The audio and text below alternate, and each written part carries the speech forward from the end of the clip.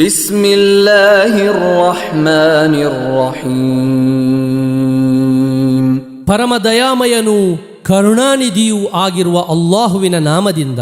إذا زلزلت الأرض زلزالها ಭೂಮಿಯನ್ನು ಕಂಪಿಸಲಾಗುವಾಗ ಅದರ ಭಯಾನಕವಾದ ಆ ಕಂಪನ. وأخرجت الأرض أثقالها وقال الإنسان ما لها ಭೂಮಿಯು ಅದರ ಭಾರಗಳನ್ನು ಹೊರತಳ್ಳುವಾಗ ಮತ್ತು ಅದಕ್ಕೇನಾಯಿತು ಎಂದು ಮನುಷ್ಯನು ಹೇಳುವಾಗ.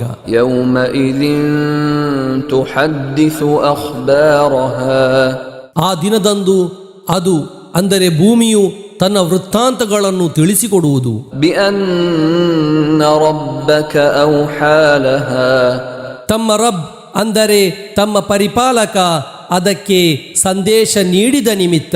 يومئذ يصدر الناس أشتاتا ليروا أعمالهم ಅಂದು ಮನುಷ್ಯರಿಗೆ ಅವರ ಕರ್ಮಗಳನ್ನು ತೋರಿಸಲಾಗುವುದಕ್ಕಾಗಿ ಅವರು ಹಲವು ಗುಂಪುಗಳಾಗಿ ಹೊರಡುವರು. فمن يعمل مثقال ذرة خيرا يره ಆಗ ಯಾರು ಒಂದು ಅಣುವಿನ ತೂಕದಷ್ಟು ಒಳಿತು ಮಾಡಿರುವನೋ ಅವನು ಅದನ್ನು ಕಾಣುವನು. ومن يعمل مثقال ذرة شرا يره ಯಾರು ಒಂದು ಅಣುವಿನ ತೂಕದಷ್ಟು ಕೆಡುಕು ಮಾಡಿರುವನೋ ಅವನು ಅದನ್ನು ಕಾಣುವನು.